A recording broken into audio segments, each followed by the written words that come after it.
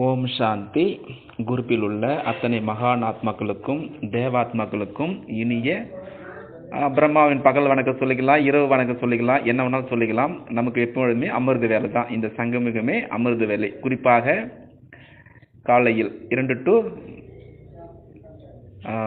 5 மணி வரைக்கும் நமக்கு பாபா கடவுளுடைய சந்திப்பில் நாம் அந்த இன்னைக்கு கூட முரளி சொல்லியிருக்காங்க விஞ்ஞான யோகா. அதனால் நாம் எப்பொழுதுமே குஷியாக இருக்கின்றோம். இந்த சங்கமிகமே அழகான அமிர்த வேலையாக இருக்கின்றது. அதுபோல் எல்லோருமே இன்னைக்கு பாபாவை அழகாக வெளிப்படுத்தி விட்டோம். ரொம்ப பாப்தாதா அவர்கள் குஷியாக இருக்கின்றார், அதான் சொல்ல முடியும். ஸோ அந்த வகையில் எல்லோருமே பலவிதமான தலைப்புகளும் சரி, முருகனுடைய கேள்வி பதில்களும் சரி, எல்லாவற்றிலும் அட்டகாசமாக தன்னுடைய நடத்தைகள் மூலமாக, தன்னுடைய பேச்சு மூலமாக, தன்னுடைய வார்த்தைகள் மூலமாக எல்லாரும் அழகாக பாபாவை வெளிப்படுத்தி விட்டோம். நாளைக்கு பாப்தாதா அவர்கள் வருகின்றார்கள் இந்த பூமிக்கு. அதனால் நாம் மௌனமாக இருந்து பாபா என்ன சொல்ல வருகின்றார், அதனால் நாம் இன்றைக்கு நாம் கேள்வி கேட்டு பாபாவை கேட்ச் பண்ணிக்கலாம். போன 5000 வருஷம் என்ன சொல்லியிருப்பார், இதே தான் நடந்திருக்கோம். கல்பமாக இன்ஃபினிட்டி நாம் பல முறையில் நாம் கல்பமாக இந்த மாயாவை வெற்றி பெற்று நாம் தேவதைகளாக ஆகியிருக்கின்றோம். அந்த ஞாபகம் வருகின்றதா? திரும்ப பாபா முரளி சொல்லி கொண்டே இருக்கின்றார். ஸோ அந்த வகையில் நாம் எல்லாருமே ரொம்ப குஷியாக இருக்கணும். பாப்தாதாவை எப்பொழுதும் தன்னுடைய புத்தி என்ற பையில் வைத்துக் கொள்ள வேண்டும். இல்லைன்னா பாபா ஒலிப்பிலே ஓடிடுவார் மேலே. அதனால் இப்பொழுது நம்ம அன்பு என்ற கயிறில் பாவனை என்ற அந்த உள் முகமாக நாம் சென்று பாபாவை நம் கைக்குள்ள வைத்துக் கொள்ள வேண்டும். ஸோ அந்த வகையில் இன்னைக்கு பாபா மரண சிந்தனை பண்ணால் மட்டும்தான் இந்த சக்தியை எடுக்க முடியும். இல்லை என்றால் நான் முரளி டெய்லி படிக்கின்றேன், 10 தடவை படிக்கின்றேன் அப்படி என்று சொன்னால் கண்டிப்பாக அது பாபா ஏற்றுக்கொள்ள மாட்டார். அதனால் ஒரு பாயிண்ட் எடுத்து முரளிலே நம்ம ஞான சிந்தனை பண்ணணும். ஏன் பாபா நமக்காக இந்த ஞானத்தை கொடுக்கின்றார்? எதற்காக நம்மளை தேவதையை ஆக்குகின்றார்? நம்முடைய உடம்புல எந்த ஒரு சக்தியும் இல்லை. உடம்பை பார்த்தா நம்ம பிராமணர்கள் மட்டும் தோணாது, நம்பிக்கை இல்லை. நாளைக்கு இந்த உலகம் இருக்குமா இல்லையா அப்படி என்ற நம்பிக்கையில் வாழ்ந்து கொண்டிருக்கின்ற பிராமண குழந்தைகள். ஆனால் பாபா சொல்லக்கூடிய அந்த நம்பிக்கை என்ற ஒரே ஒரு வார்த்தை, நீ என்னுடைய குழந்தைகள், நீங்கள் தேவதையாக இருந்தீர்கள் அப்படி என்ற ஒரே ஒரு வார்த்தை தான் இந்த சங்கமிகம் இருந்து அழகாக நடந்து கொண்டிருக்கின்றது. நாம் எல்லோருமே அதை புரிந்து கொண்டிருக்கின்றோம். ஸோ அந்த வகையில் இன்னைக்கு பாபா முரளியில் தெளிவாக சொல்லிவிட்டார். தெய்வீக குணங்களை என்னுடைய கணக்கு நம்ம வைக்க வேண்டும். நாம் ஒரு நாளைக்கு நாம் நம்முடைய பணிவுத்தன்மை இருக்கின்றோமா, அந்த அமைதி சொரூபத்தில் இருக்கின்றோமா, அந்த 36 வகையான அந்த தெய்வீக குணங்களை ஒவ்வொரு நாளைக்கும் அன்பு இப்படியாக நம்ம சொல்லிக்கொண்டே போகலாம். நம்முடைய பண்பு, நம்முடைய நடத்தைகள், நம்முடைய எல்லாமே சரி, 36 வகையான தெய்வ குணங்களை நம்ம ஒவ்வொரு நாளும் நம்ம அந்த சொரூபமாக இருந்து மற்றவர்களுக்கு நாம் எவ்வளோ கொடுத்துருக்கின்றோம். அதுபோல் நாம் இந்த சங்கமிகத்தில் கணக்கு பார்க்கணும். நான் எந்த அளவுக்கு அந்த தெய்வ குணங்களை தானம் செய்திருக்கின்றேன். இதுதான் இன்றைக்கி முரளினுடைய சாராம்சமே இருக்குது. நான் முரளி படிக்கிறோம், பல வருஷமாக பாபா குழந்தையாக இருக்கிறோம், ஆனால் என்னுடைய சம்சாரம் வெளிப்படலை. அந்த தெய்வ குணத்தை மற்றவங்களுக்கு கொடுக்க முடியல. அப்படி என்றால் ஈஸ்வரிய தத்துவம் உள்ள போகலை என்ற அர்த்தம். அதுதான் உண்மை. அதனால் நாம் எப்பொழுதுமே இந்த சங்கமிகத்தில் தெய்வ குணங்கள் தாரணை செய்து மற்றவர்களுக்கு பாபாவுடைய அந்த குணங்களை வெளிப்படுத்த வேண்டும் மற்றவர்களுக்கு. அதுதான் இப்பொழுது இந்த சங்கமிகத்தினுடைய நமக்கு முக்கியமாக இருக்கின்றது. பிராமணனாக இருந்து நாம் பரிசா மாறணும், பரிசால் தேவதையாக மாறணும். இப்படியாக ஒரே சமயத்தில் 3 வேலைகள் நடந்து கொண்டிருக்கின்றது. அதனால் கூடவே நாம் முரளி படிக்கின்றோம், அந்த தெய்வீக குணங்களை தாரணை செய்ய வேண்டும். நான் சத்தியுகத்திற்கு போகக்கூடிய தேவ ஆத்மா. அதனால் எப்பொழுதுமே இந்த சிந்தனை ஓடிட்டே இருக்கணும், மன சிந்தனை. அந்த நிலை கொண்டு வர சொல்கின்றார் பாபா. இன்றைக்கு முரளியினுடைய சாராம்சமே தெய்வீக குணங்களுடைய கணக்கு நாம் வைக்க வேண்டும் தினம்.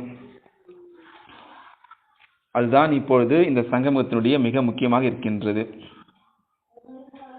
நாம் முயற்சி செய்ய வேண்டும். புத்திசாலி குழந்தைகள் எப்பொழுதுமே தெய்வ குணம் தாரணை செய்து மற்றவர்களுக்கும் அதை காண்பிக்க வேண்டும். அப்படி என்று இன்னைக்கு பாபா நாம் சொல்ல வேண்டும். அதே போல் எனக்கு நோய் இருக்கின்றது, என்னால் முரளிக்கு வர முடியல அப்படி என்றால் சொல்லவே முடியாது, கூடாது என்றார் பாபா. எவ்வளவு நோய் வந்தாலும் சரி, நாம் பாபாவுடைய முரளியை படித்தே ஆக வேண்டும், அந்த போதை இருக்க வேண்டும். அதே போல் இன்னைக்கு முரளி கூட இன்னைக்கு சொல்லியிருக்கின்றார் பாபா, அந்த ஞானம் மற்றும் விஞ்ஞானம் அப்படி என்று பாபா அந்த யதார்த்தமான அர்த்தத்தை நாம் தெரிந்து கொள்ள வேண்டும். நமக்கு ஞானம் என்றால் புரிதல் இருக்க வேண்டும். வெறும் நம்ம முரளி படிக்கிறது மட்டும்தான் ஞானம் கிடையாது. அந்த 3 கால ஞானத்தை கொண்டு வர சொல்றார் பாபா. அதுதான் புரிதல். அதாவது நம்ம பரந்தாமத்தில் ஒளிப்புள்ளியாக இருந்தோம். நம்ம ஒரே குடும்பத்தான எல்லா ஆத்மாக்களும் அங்கே சந்திக்கக்கூடிய ஒரு மிகப்பெரிய ஒரு குடும்பம் பரந்தாம, நம்ம சொந்த வீடு. அந்த ஞானத்தை இங்கே சாகார உலகத்தில் கொண்டு வர சொல்றார் பாபா. எல்லோரையும் ஆத்மா என்று பார்க்க வேண்டும், எல்லோரும் என்னுடைய குடும்பத்தார், எல்லோரும் என்னுடைய சகோதர சகோதரர்கள் அப்படி என்று அந்த நினைவு கொண்டு இந்த கர்மயோகியை மாற வேண்டும். அதே போல அதே ஆத்மா சத்தியுகத்தில் தேவாத்மாக பிறவி எடுக்குது. அப்போ அங்கே 36 வகையான தெய்வ குணங்கள் இருக்கிறது. அங்கே ஆத்மா உணர்வுகள் எப்பொழுது இருப்பாங்க. ஒவ்வொரு வீட்டிற்கும் ஆத்மா என்ற தீபம் ஏற்றி கொண்டிருக்கணும். அந்த உணர்வை நம்ம இங்கே சாகார இந்த சங்கமத்தில் கொண்டு வர சொல்கின்றார் பாபா. இதுதான் ஞானம். நான் ஒரு நாளைக்கு 5 தடவை முரளி படிக்கின்றேன். அதில் முரளி படித்து நம்ம நோட்டு எடுத்து அது கிடையாது. ஞானத்தை பயன்படுத்தி அதை வெற்றி பெறணும் சொல்கிறார் பாபா. ஸோ இது போல் நம்ம அந்த ஞானத்தை இங்கே கொண்டு வர சொல்கிறாருங்க, எமர்ஜி பண்ண சொல்கிறார். அந்த அலர்ட், அதுதான் புரிதல். அந்த விஞ்ஞானம் என்ற கடவுளுடைய அந்த ஈஸ்வரிய தத்துவத்தில் உள்ளே போகணும், அப்புறம் மூழ்கணும்.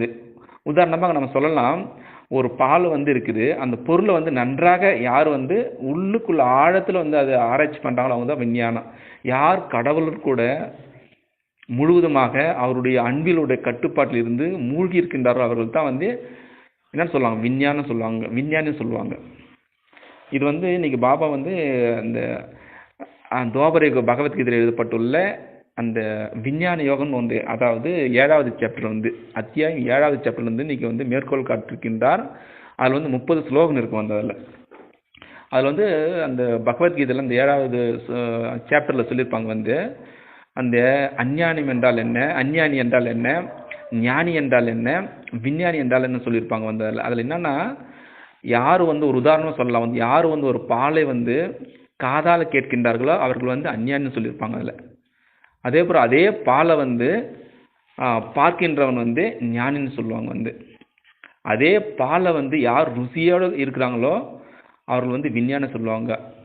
அதுதான் கடவுள் கூட அந்த பாலை ருசியோடு அன்போடு பாவனையோடு யாராரு அந்த விஞ்ஞான அந்த அன்பில் மூழ்கின்றார்களோ அவர்கள் தான் விஞ்ஞானி. அதை தான் பக்தியில் விஞ்ஞான பவன் என்று வைக்கின்றார்கள்.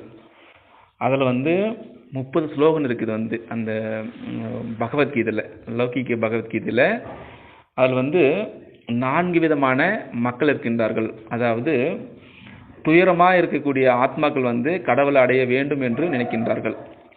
அதேபோல் நற்கதி, நல்ல கதியை அடைய வேண்டும் என்று ஈஸ்வரனை தேடிக்கொண்டிருப்பார்கள். அதே போல் ஈஸ்வரிய தத்துவத்தை அடைய வேண்டும் என்று மக்கள் இருக்கின்றார்கள். அதே போல் ஈஸ்வரிய ஞானத்தை, அந்த ஞானத்தை கைவிடப்பட்டவர்கள் கூட திரும்ப வருவார்கள். இதுபோல் 4 விதமான மக்கள் இருக்கின்றார்கள். அதில் சொல்லப்பட்டுள்ளது அந்த விஞ்ஞான யோகத்தில். அதனால் அதில் என்ன முக்கியமாக சொன்னால், ஆத்மா நாம் நினைத்து கொண்டு கர்மயோகம் மாற வேண்டும், இப்படியாக அதில் இருக்கப்பட்டுள்ளது. அதுதான் பாபா இன்னைக்கு அந்த மேற்கோள் காட்டிருக்கின்றார் அந்த விஞ்ஞான யோகத்தில். அதுபோல் இந்த சங்கமுகத்தில் எது நல்லது எது கெட்டது எப்படி என்று நாம் சோதனை செய்து பார்க்க வேண்டும். இதுவே அதே போல் இன்னைக்கு இன்னொரு விஷயம் கூட சொல்லியிருக்காரு. அந்த ஃபோட்டோவில் மேலே இருக்கும் பாருங்கள், அஜ்மல் கான், அதாவது அவர் உண்மையான பேர் ஹக்கீம் அஜ்மல் கான் சொல்லுவாங்க. இவர் ரொம்ப பெயர் பெற்றவர். யுனானி மருத்துவத்தில் நல்ல கை தேர்ந்தவர். இவர் வாழ்ந்த காலம் 1868 இருந்து 1927 ஆண்டு வரைக்கும் இவர் கொடிகட்டி பறந்தவர். டெல்லியில் இருந்தார். ஒரு பெரிய அதாவது ஜாமியா மில்லியா அந்த இஸ்லாமிய ஒரு பல்கலைக்கழகத்தில் ஒரு ப்ரொஃபஸராக வேலை செஞ்சார். யுனானி சிகிச்சையில் ரொம்ப புகழ்பெற்றவர் இவர் யாராவது ஒரு நோயற்றவர் அவருடைய வீட்டுக்கு வந்தாலே முகத்தை பார்த்தோன்னே கண்டுபிடிச்சிடாரு. இவருக்கு ஹார்ட் ப்ராப்ளம், இவருக்கு கிட்னி ப்ராப்ளம், இவருக்கு எல்லா எந்தெந்த நோய் இருக்குன்னு அப்படியே பார்த்தோன்னு கண்டுபிடிப்பார். அவ்வளோ கை தேர்ந்தவர் இவர் அஜ்மல் கான் அதுபோல் இவர் இவர் ரொம்ப ஃபேமஸ் ஆகிட்டார். நிறைய மணி இருந்தது. இவர் என்ன பண்ணுவார்னா, வீட்டுக்கு யார் வராங்களோ அவர் ஃப்ரீயாக அதாவது ட்ரீட்மெண்ட் பண்ணுவாராம் இவர். அதே போல் வெளியே யாரோ அதாவது அவருடைய வீட்டுக்கு யார் வர முடியலையோ அவர் வீட்டுக்கு இவர் போனார்னா 1000 ரூபாய் சார்ஜ் பண்ணுவார் இவர் ஸோ அதுபோல் பாபா அவர் மேற்கோள் காட்டியிருக்கின்றார் அஜ்மல் கான்னா யாருன்னு. அதுபோல் நம்ம யாரை பார்த்தாலும் அவருக்கு என்ன கொடுக்க வேண்டும், பாபாவுடைய நாலேஜ் எப்படி கொடுக்க வேண்டும். நம்ம எல்லாருமே கோயில் நோட்டீஸ் கொடுக்குறோம், அங்கே எப்படி கொடுக்கணும், யாருக்கு கொடுக்கணும், அவங்க நாடி பார்த்து கொடுக்க சொல்லியிருக்கின்றார். அதனால தான் அவருடைய மேற்கோள் காட்டியிருக்கின்றார் அஜ்மல் கான். எப்படி அவர் லௌகிகத்தில் இருந்தாலும் அவர் பார்த்த உடனே அவருடைய நாடி பிடித்து அவருக்கு மருந்து கொடுப்பார். அதே போல தான் இங்கேயும் சரி பாபாவுடைய அந்த ஞானத்தை யாருக்கு எப்படி எந்த நேரத்தில் நம்ம கோயிலுக்கு நம்ம நோட்டீஸ் சேவை கொடுத்தாலுமே அவர் எப்படி கரெக்டாக அடிக்கணும் அந்த நாடி பிடித்து பாபாவுடைய சேவை கொடுக்கணும். அதுதான் அஜ்மல் கான் பற்றி இன்றைக்கி பாபா மேற்கோள் காட்டிருக்கின்றார். நாமும் கூட எங்கே போனாலும் சரி அவங்களுக்கு ஈஸ்வரிய ஞானத்தை கொடுத்து விட வேண்டும். பிராமண குழந்தைகளே நாம் தான்.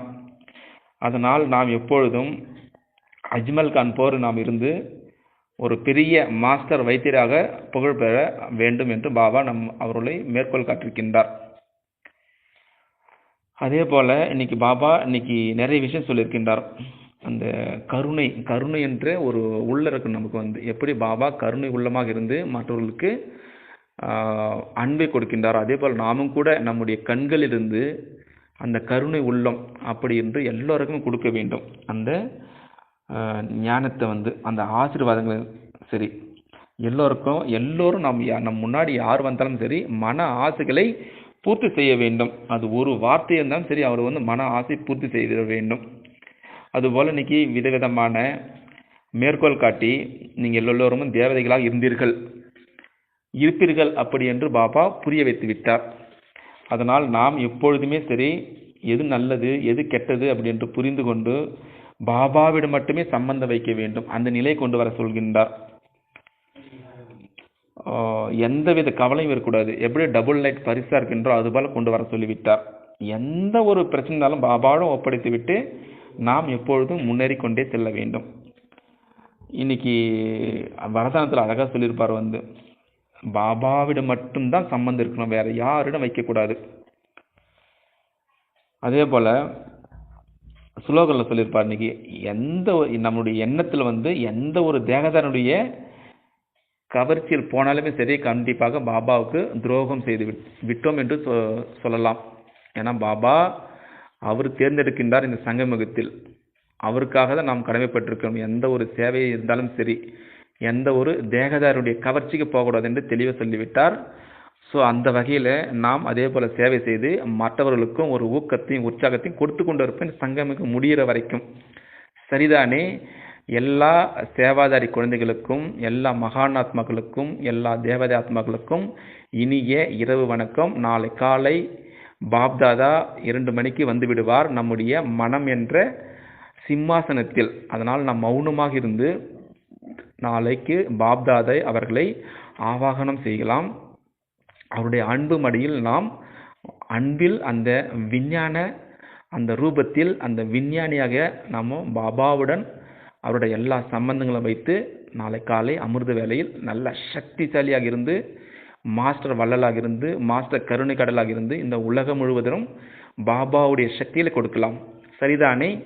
அச்சா. ஓம் சாந்தி.